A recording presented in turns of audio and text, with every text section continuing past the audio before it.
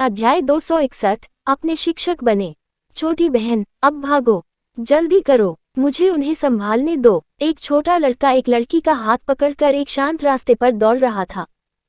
पीछे से ताना मारने की आवाजें सुनकर छोटे लड़के के चेहरे पर एक निराशा भरी नजर आई और वह रुका और छोटी लड़की पर चिल्लाया, नहीं भाई, मैं विदा नहीं ले रहा हूँ, मैं तुम्हारे साथ रह रहा हूँ। नन्ही बच्ची की आंखें लाली से लाल हो गईं क्योंकि उसने जिद से सिर हिलाया। अपने बड़े भाई को घूरते हुए उसने अपना होंठ काट लिया। मिंगक्सन, अच्छा बनो, अब जाओ, यदि नहीं तो हम में से कोई भी बच नहीं सकता। जैसे ही छोटे लड़के ने अपना सिर घुमाया और दर्जनों अधेड़ उम्र के पुरुषों को देखा, उसने अपनी बहन से उत्सुकता से निवेदन किया, खियाक खियाक, आप में से कोई भी बच नहीं सकता। एक दर्जन मध्यम आयु वर्ग के पुरुषों ने उन्हें चिढ़ाने वाली निगाहों से देखा और उनके पास ऐसे पहुंचे जैसे कोई बिल्ली चूहे के साथ खेलती हो। तुम लोग वहीं रुक जाओ। लड़के ने गुस्से से लोगों के समूह को देखा। उसने अपनी बाहें फैला दी और छोटी लड़की के सामने दृढ़ता से खड़ा हो गया। उसकी रक्षा करने के लिए दृढ़ निश्चयी आंखों की एक जोड़ी थी। वाह, ये छोटा लड़का महान है क्योंकि वह जानता है कि अपनी बहन की रक्षा कैसे करनी है। मुझे आश्चर्य है कि जब हम बाद में आपसे पहले आपकी बहन को मारेंगे तो क्या आप हमें मारना चाहेंगे? मुझे इतना डर लग रहा है। टीम का नेतृत्व कर रहे एक अधेड़ उम्र के व्यक्ति ने चंचलता से उनकी ओर देखा और उसके चेहरे पर एक भयावह मुस्कान दिखाई दी। तुम खलनायक, अगर तुम मुझे मार भी दोगे तो भी मैं तुम्हें कभी नहीं छोड़ूंगा। खून के निशान दिखने तक छोटे लड़के ने अपने दांत पीस लिए। उसने एक जोड़ी हठी और तामसिक निगाहों से उस आदमी को देखा। हे, क्या भयंकर आंखें हैं। अधेड़ उम्र का आदमी किशोर को ठंडेपन से देखता रहा। मुझे आश्चर्य है कि जब मैं तुम्हारी आंखें खोदता हूं तो क्या तुम उग्र हो सकते हो? अधेड़ उम्र के व्यक्ति ने कहा। जैसे ही वह दो बच्चों के पास पहुंचा, निर्मम दिख रहा था। छोटी बहन, अब भागो। छोटे लड़के ने दांत पीस लिए। वह मुड़ा और छोटी लड़की को दूर धकेल दिया, इससे पहले कि उसने अपनी कमर से एक तेज खंजर निकाला और उसे अधेड़ उम्र के पुरुषों के समूह पर फेंक दिया। हे, आप इतनी कम उम्र में लेवल 4 के मार्शल आर्टिस्ट बन चुके हैं। आप प्रतिभाशाली हैं, लेकिन इस दुनिया में आने के लिए यह आपकी गलती है। अधेड़ उम्र के व्यक्ति ने ठंडे चेहरे के साथ हाथ में तलवार उठा ली। उसने म्यान के साथ साथ अपनी तलवार छोटे लड़के पर तान दी। बम! जब तलवार की म्यान युवक के शरीर पर लगी तो वह छोटा लड़का गुड़िया की तरह अपनी जगह से 5 मीटर दूर फेंका गया था। यहाँ तक कि उसने मुंह भर ताज़ा खून भी उगल दिया। भाई! जब छोटी बच्ची ने देखा कि उसका भाई जमीन पर गिरकर खून उगल रहा है तो उसके गालों से तुरंत आंसू बहने लगे। वह तेजी से लड़के के पास दौड़ी और उस पर टूट पड़ी। मेरे भाई को मत मारो।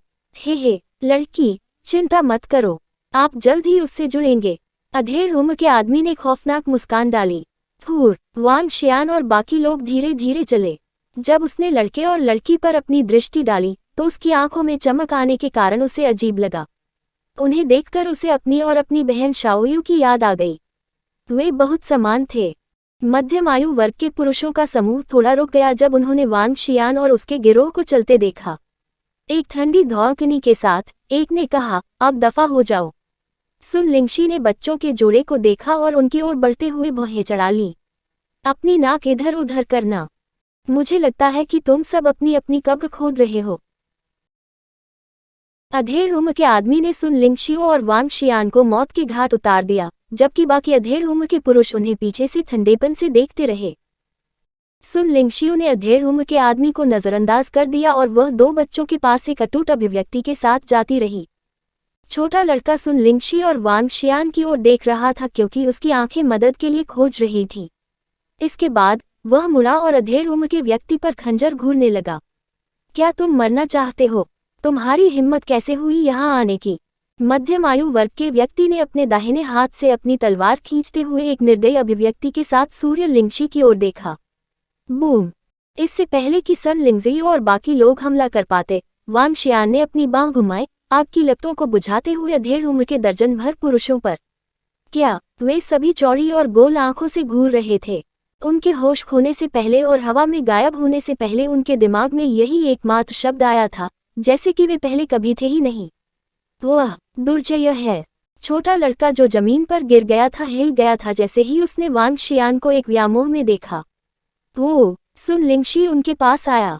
एक हाथ के झूले के साथ एक सफेद रंग का प्रकाश छोटे लड़के के शरीर में प्रवेश कर गया और उसकी चोटों को सीधे ठीक कर दिया। छोटी लड़की ने अपना सिर उठाते हुए अपने होठों को थोड़ा सा फैलाया और अपने पूरे चेहरे पर आंसुओं के साथ सूर्य लिंगशी को देखा। चल दर, वांग शियान ने भाई बहनों पर एक नज़र डाली और सुन लिंगशी से भावहीनता से बात की। वांग शियान की ओर सिर हिलाने से पहले सुन लिंगशी एक पल के लिए रुकी। लोगों के समूह ने एक बार फिर अपना रास्ता बनाया। धन्यवाद बड़े भाई और बहन। छोटा लड़का जल्दी से उठा और वांग शियान के पास गया। आपका स्वागत है, तुम भी बहुत अच्छे हो। वांग शियान ने उसे एक फीकी मुस्कान दी और आगे होटल के लिए अपना रास्ता जारी रखा। भाई, मैं आपका शिष्य बनना चाहूंगा। छोटा लड़का तेजी से उसके बगल में चला गया और भावुक आंखों और प्रत्याशा से भरे चेहरे के साथ चिल्लाया। वांग शियान ने उसकी ओर देखा और धीरे से अपना सिर हिलाया। भाई, कृपया, मैं आपसे विनती करता हूं कि आप मुझे अपना शिष्य बना लें। मैं कठिन अभ्यास करूंगा और मैं एक विशेषज्ञ बन जाऊंगा।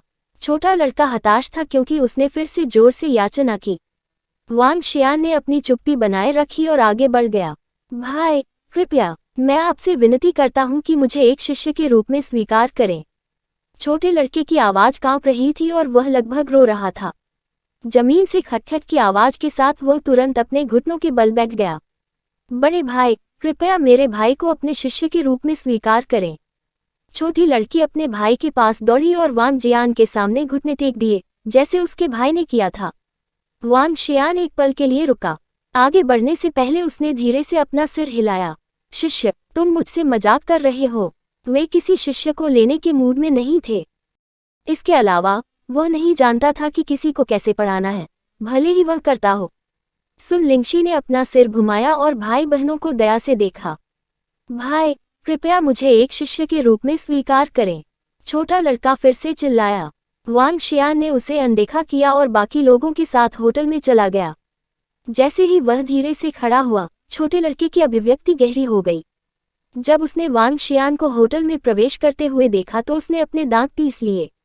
चलो बहन, मुझे उनसे मेरा शिक्षक और दुर्जय मार्शल आर्ट में निपुण होने के लिए कहना चाहिए ताकि मैं भविष्य में आपकी रक्षा कर सकूं। कोई और हमारा शिकार नहीं करेगा और हम अपनी मां का बदला लेने में सक्षम होंगे। अपनी बहन के चेहरे पर आंसू पोंछते हुए छोटे लड़के ने दृढ़ निश्चय के साथ कहा, ठीक है, मैं तुम्हारा पीछा करूंगा। अपने भाई का हाथ पकड़ते ही छोटी लड़की ने सिर हिलाया। जांचते परखते हैं। छोटा लड़का वांग जियान के पीछे पीछे गया और होटल के प्रवेश द्वार पर आया। वह दरवाजे पर खड़ा हो गया और एक जोड़ी दृढ़ आंखों से जमीन पर गिर पड़ा। लड़की उसके पीछे पीछे चल दी। बहन, मैं तुम्हें फिर से मेरे साथ पीड़ित नहीं होने दूंगा। लड़के ने अपनी बहन के सिर पर हाथ फेरा जब उसने उसके साथ घुटने टेके। ठीक है, मुझे तुम पर भरोसा है। मुझे खुशी होगी अगर मैं अब से आपके साथ रह सकूं। बच्ची के चेहरे पर मुस्कान तैर गई। दो बच्चे बिना एक इंच भी होटल के सामने घुटने टेक रहे थे। अध्याय 262, एक शिष्य में लेना। फ्लेम सिटी में सुबह धुंधले कोहरे से घिरी हुई थी, जिससे ये छोटा शहर अमर के दायरे जैसा दिखता था। वांग जियान ने अपने होटल के कमरे की खिड़की खोली और जियो यू और गुवान शुकिंग को अपने मोबाइल फोन पर कॉल किया। इस समय वांग शियान ने अपनी आंखें मूंद ली और होटल के प्रवेश द्वार की ओर देखा। दो आंकड़े थे। वे दुबले पतले लेकिन जिद्दी थे और उन्हें जाने पहचाने से लगते थे। दोनों ने एक इंच भी न हिलते हुए होटल के सामने घुटने टेक दिए। लड़का और लड़की थोड़े पीले दिख रहे थे और ऐसा लग रहा था कि वे किसी भी क्षण बेहोश हो सकते हैं। वे वास्तव में जिद्दी हैं। वांग शियान ने लड़के और लड़की को देखा। लड़का ज्यादा से ज्यादा 15 साल का था जबकि लड़की शायद 12 या 13 साल की रही होगी। उन दोनों से ऐसा लग रहा था जैसे उसने जियो यू और उसकी परछाइयों को देखा हो। हालांकि वह आमतौर पर भाग्यशाली था। वह दूसरों द्वारा शिकार नहीं किया गया था और उसे दुनिया भटकना नहीं पड़ा। वे शायद पूरी रात यहाँ घुटने टेक रहे हैं। वांग शियान थोड़ा हिल गया था क्योंकि उसका संकल्प डगमगा गया था। उन्होंने कभी किसी शिष्य को लेने के बारे में नहीं सोचा था, अपनी साधना का मार्गदर्शन करना तो दूर की बात है। सुबह 7 बजे होटल के एंट्रेंस पर घुटनों के बल बैठे लड़के और लड़की ने कई लोगों का ध्यान खींचा। कुछ होटल के मेहमान जो जा रहे थे, उन्हें चकित महसूस कर रहे थे। दो भिखारी। वे सुबह सुबह होटल के प्रवेश द्वार पर भीख क्यों मांग रहे हैं? हम कितने बदकिस्मत हैं कि हम ये देख रहे हैं। वे इतने छोटे हैं और फिर भी यहाँ भीख मांग रहे हैं। मुझे वास्तव में आश्चर्य है कि उनके परिवार के सदस्य क्या सोच रहे हैं। पैसे के बारे में सोच सोचकर वे पागल हो गए होंगे। जैसे ही होटल से मेहमान एक के बाद एक बाहर निकले, उन्होंने गंदे और दुबले पतले लड़के और लड़की को देखा। वे भौहें चढ़ाए और आलोचना किए बिना नहीं रह सके।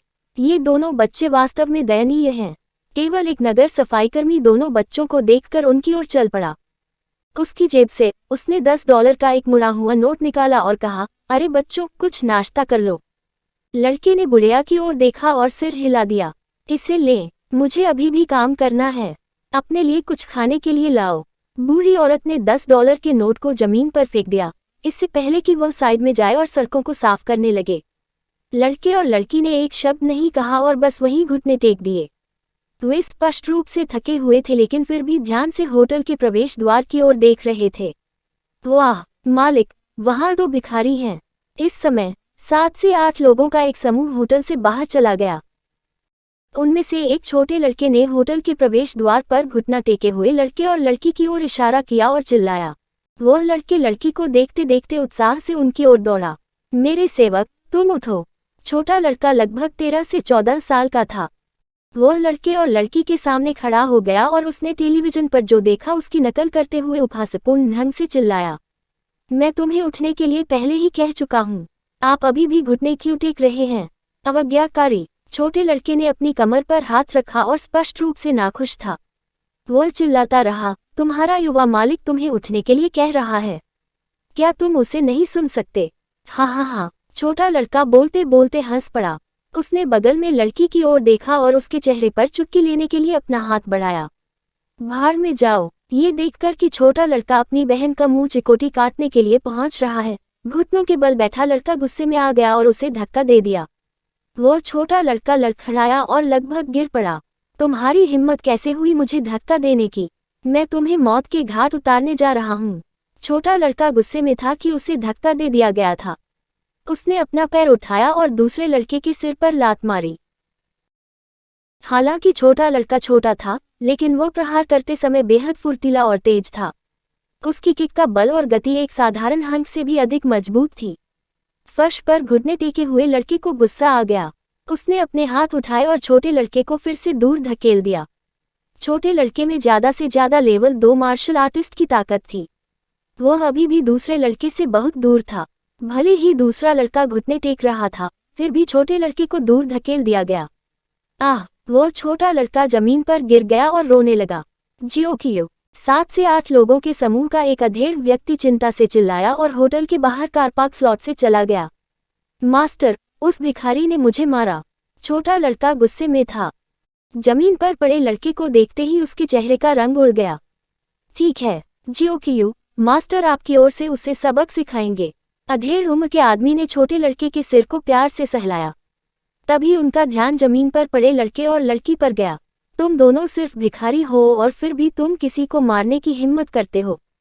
तुम लोग वास्तव में नहीं जानते कि तुम कहाँ खड़े हो। अधेड़ उम्र का आदमी अपने शिष्य की ओर मुड़ने से पहले फर्श पर घुटने टेके हुए लड़के को बुरी तरह से घूर रहा था और कह रहा था, जियो कियो, उसे वैसे ही मारो जैसे उसने तुम्हें मारा था। अगर वह अब भी जवाबी कार्रवाई करने की हिम्मत करता है, तो मास्टर उसे सबक सिखाएगा। हाँ मास्टर। छोटे लड़के ने जमीन पर लड़के को देखा और टिप्पणी की, यह मेरे मालिक के साथ, मैं तुम्हें मारूंगा। उसने अपनी मुट्ठी भींची और तुरंत जमीन पर पड़े लड़के की ओर फेंक दी। वह लड़का जो घुटने टेक रहा था, आसपास के लोगों के बुरे इरादों को भांप सकता था।